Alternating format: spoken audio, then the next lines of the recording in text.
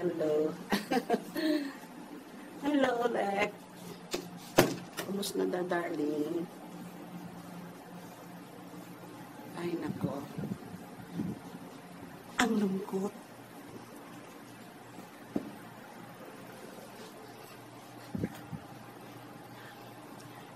Nakakapanibago.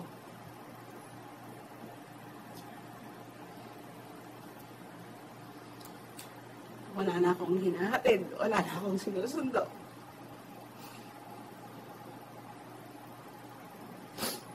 Miss ko lang kayo.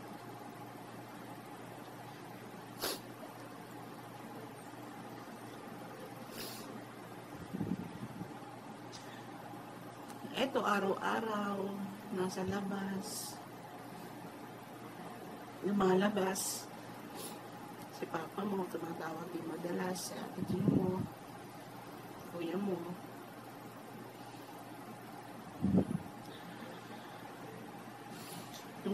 Yung bagong dating ako, okay lang. Pero habang tumatagal, malungkot. Pero ayos lang. Ako na lang siguro yan. Pagka, matagal-tagal na, sasanay na rin ako. Sabi ni Papa mo, tanong niya kung aalis ako ng Mayo o hanapan daw kita ng bahay dyan.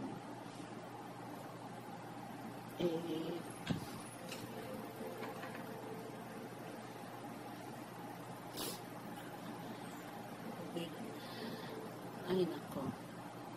Eto, na tuloy ako masabi. Kumusta ka na? Ganun pa. Yung pagkain mo, huwag mong kalimutan. Huwag kang magtseta. Alam mo naman yung pan mo, medyo mahina-hina yung katawan mo. Ay, kumain ka lang ng kumain. Kung kinakailangan kumain ka sa labas ka kumain. At mas palagay yung loob ko kung alam kong ka, healthy ka. Alam mo naman ikaw yung yung worry ko eh. Ako sanay nang malayo sila ate mo, sila kuya mo. Pero sa'yo, siyempre, niloloko nga nila ako madalas eh. Baby. Hanggang ngayon daw, bini-baby pa kita. Kaya siguro pagbalik ko, sasabihin na naman nila, naku, bibilhan pa niya kukunan pa niya ng plot. Okay lang. Kasi, ganun talaga eh. Si nanay, okay naman. Lumakas siya ngayon. Pinapakain ko, binibigyan ko siya ng ensure. Effective naman lahat yung na ginagawa sa kanya at naglalakad na siya hanggang talipapa. Humingi siya. Ang nanghina ngayon si uncle mo, nagkaroon siya ng post para sa uncle nonay mo kagabi. Isang gabi, hanggang kagabi, pero na-revive na siya. Tapos, okay naman. Ewan ko lang kung hanggang kailan. Magtuturo sana kami ng Thailand. Bumili na ng ticket si tita mo. Susan, di ba, nag-retire kasi siya. Bumili siya ng ticket para sa pero parang magbaback out ako kasi nag-worry ako. Baka mangyari kay Uncle Nonoy mo. Na syempre, ang finances, kinausap na nila ako. Drain na sila. Hindi ko alam kung saan aabot. Pero, syempre, wala naman silang ibang lalapitan kundi sa akin. Kaya hindi ako pwedeng umalis ng natandes. Mag-iwan ako ng siguro 1 milyon sa kanila, ganon. Kakaawa sila. Kasi, syempre, bagong panganak si Ate Alma mo.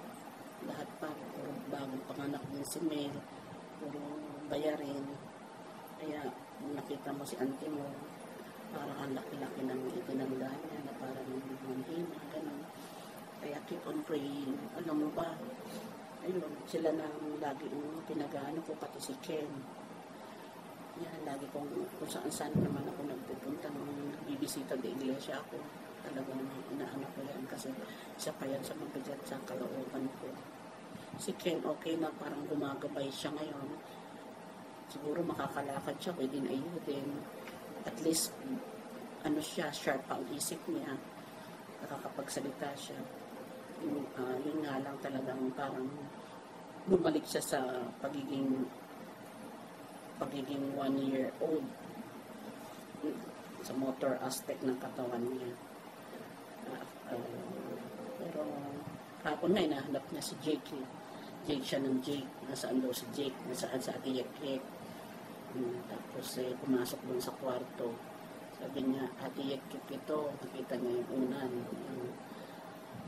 Kaya keep on praying. Pray ka, pag-pray mo sila kasi talagang kawawa naman sila. If ever na hindi ko talaga alam kung anong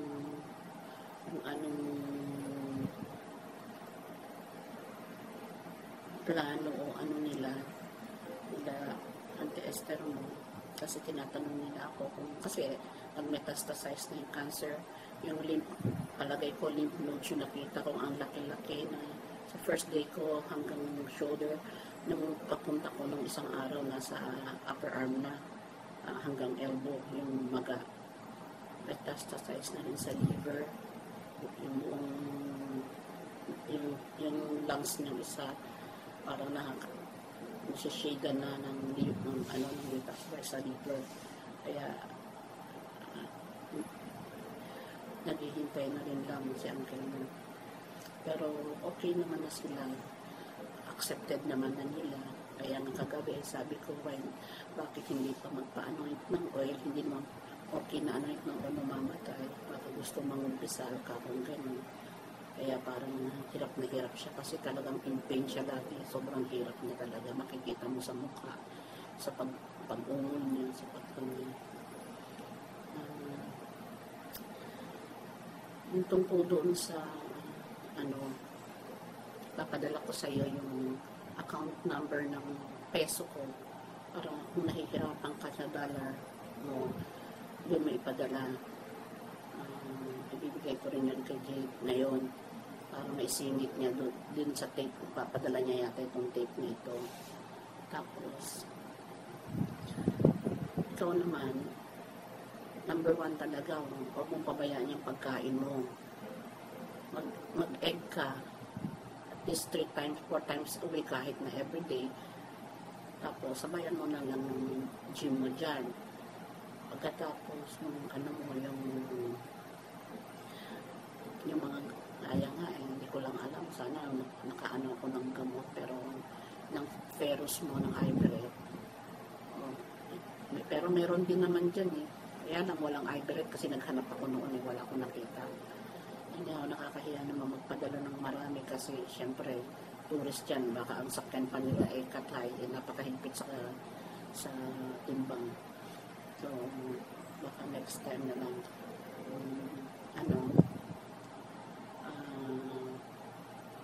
yun na nga, kung ano pa yung kailangan mo, sabihin mo na sa akin ahead para na ipiprepare ko kasi baka biglang April naman ako umalis o depende sa akin pag malungkot na malungkot ako talagang lilipad ulit ako.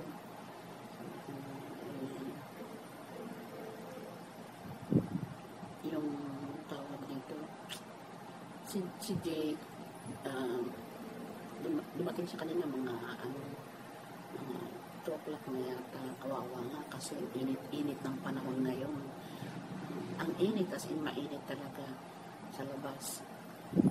Pawis dumating, hawa nga. Sabi ko nga, sana nga morning siya bukas, sana nga kahit dito siya matulog, wala naman daw yung tatay niya, walang kasama. Wala silang kasama ang parents niya. Kaya ayun, hindi na rin siguro kung ano pa man, basta text ka na lang. Bili ako ng iPad na merong na meron. Sana bumili na ako ng iPhone eh. Nung andun ako eh. Para ito, nagkikita tayo sa sa ganito.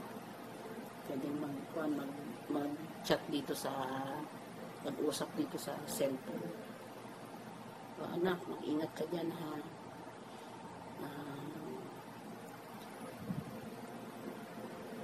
Siyempre, malungkot pero hindi lang kasi. Siyempre, kailangan din yun ng mag-ano ng sarili nyo. Namimiss ko talaga.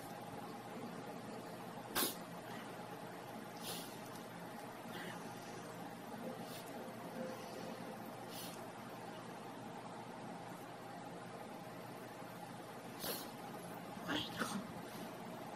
Hindi naman iyakan si mama eh.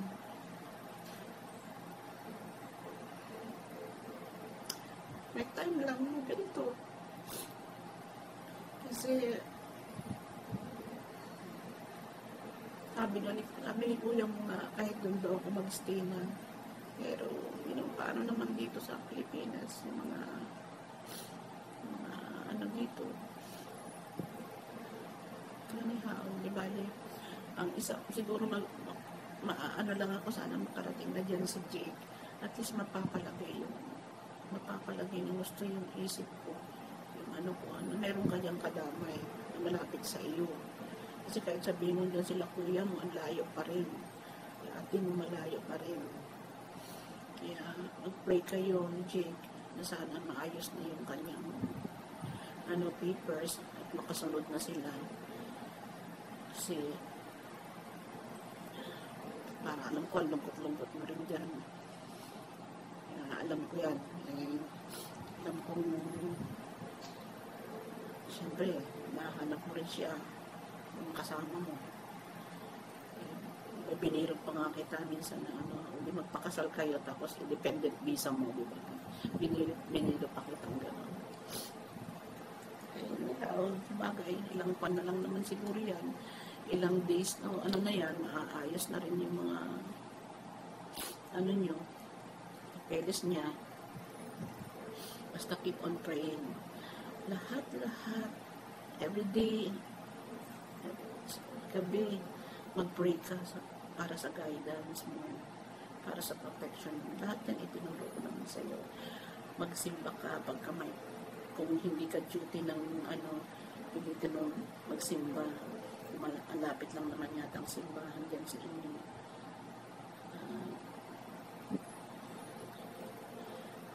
At wala na ka namang ibang kundi doon. Pero alam mo ang magic ng prayers. Diba? Alam mo yan. So, keep on praying na sana tulungan mo din ipag-pray.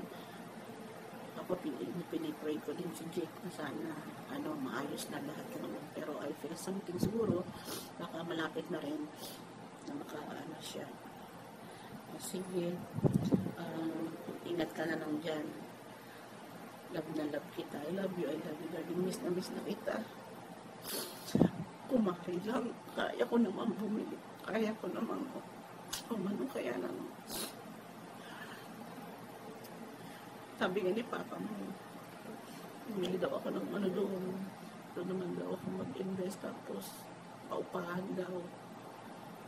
Ewan ko kung paano kung itong Mayo, kung hindi ko alam kung anong gagawin ko yung ewan ko.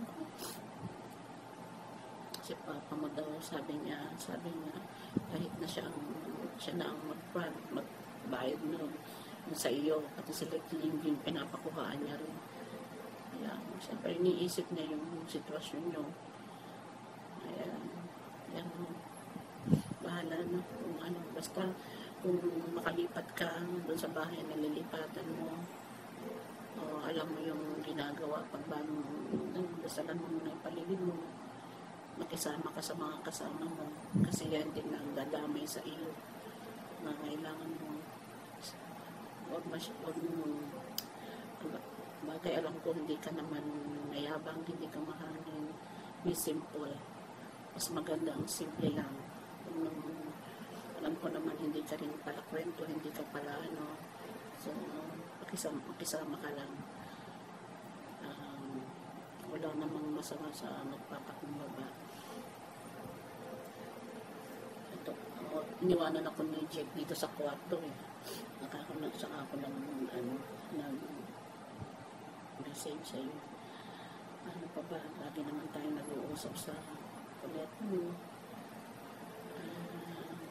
Yun na, basta kung meron kang gulong isip mo, text mo ako kahit ako pamawa, text mo ako, mag-miss call ka para laging i-ano mo sa akin.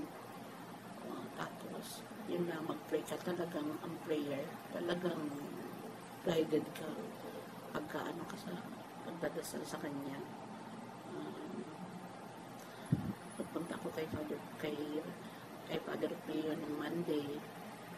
So, nung punta ko kay Jake, nag-meet kami nung mother ni Marose, pero hindi na kami nagtagal kasi hiwalay din kami kagad, kaya dumiretso na ako kay Father Pio. Ayun, nagpasalamat ako kasi diba doon tayo humiling ng lahat ng ng mga intentions mo, kaya grant niya lahat, pati yung sa illness mo dati. So, keep on giving, magpasalamat, give thanks always. Magpasalamat, kailangan yan. Every prayer, kailangan magpasalamat sa lahat. You are so blessed. Laging iisipin. Huwag kang mag-isip ng nainis ka sa kapwa mo sana, kasi isipin mo, you are really blessed. Alam ko naman, laging sinasama sa prayer mo si Jake. So, tulong-tulong tayo. Yun na lang din ang wini-wish ko ngayon. Kasi mas palagay ako kung nandiyan si Jake sa tabi mo. Sige anak, babay na ha. Ingat ka palagi. Take ng medicines mo. Walang problema dun sa pagtitake mo ng Liberate na yan. Tsaka, laging ang Berlex Antihistaminic mo nandiyan dyan.